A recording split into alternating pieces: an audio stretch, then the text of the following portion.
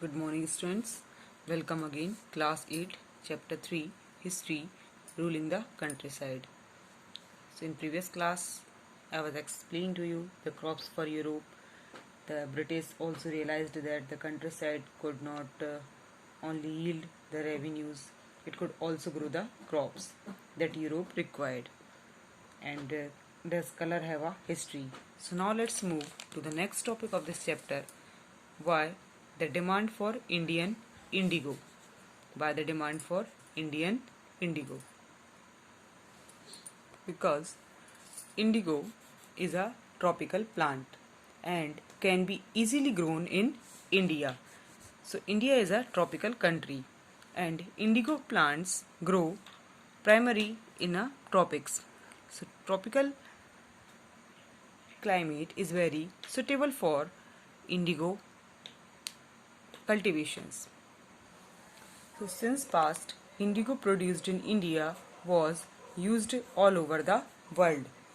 Indigo was demanded by the cloth manufacturers in France, England and Italy to dye the cloth.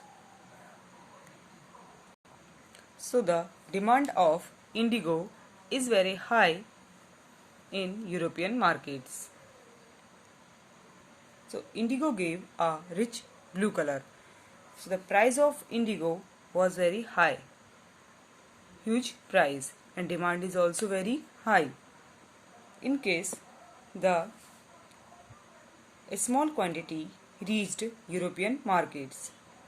Small quantity of indigo reached in the European markets. So the manufacturer depends upon another dye. This another dye is called a wood. This is another dye. This is called a wood. It is available in Europe.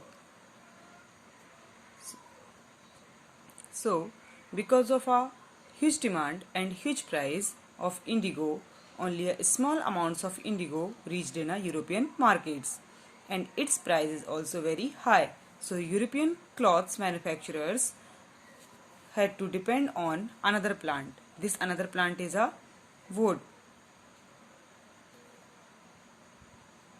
In this plant,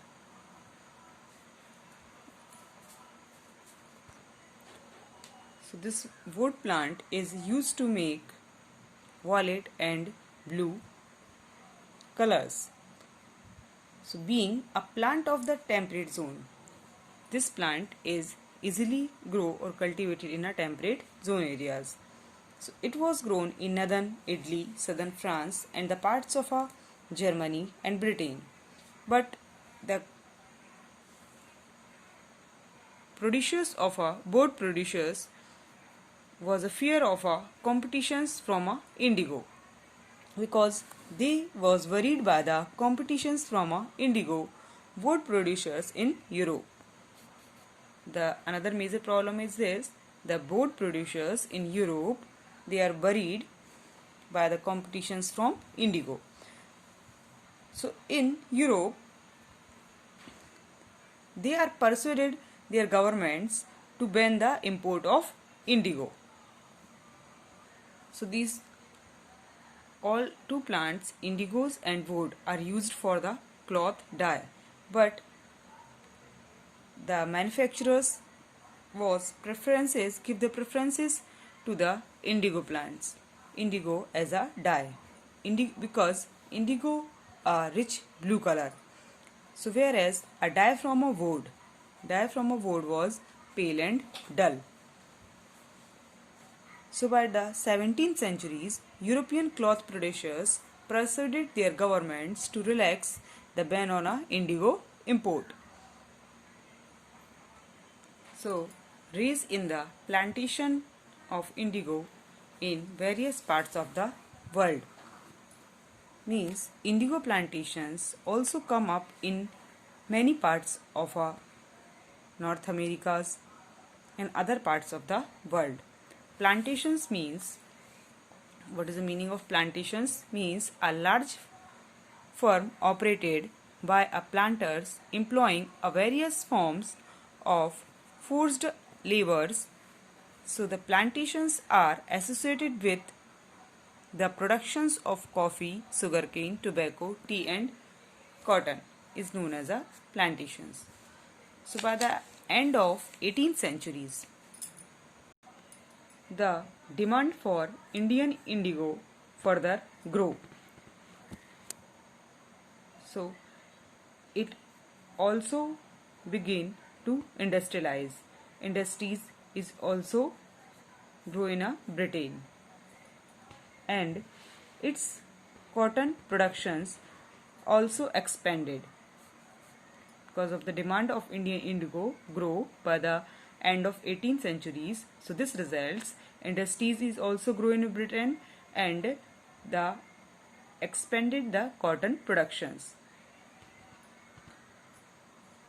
So it creates the huge demands or an enormous demands for the cloth dyes.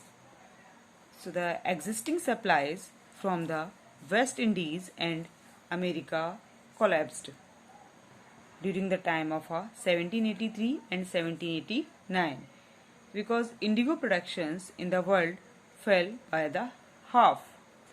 So because of the various reasons, the supplies of indigo from West Indies and America is collapsed. So this results indigo productions in world is fell by the half. So the cloth dyers in Britain now desperately looked for a new source of indigo supply. Here the cloth dyers of Britain, because the existing suppliers from West Indies and America is collapsed. So now the cloth dyers of Britain, they are looked for a new source of indigo supply. Thank you.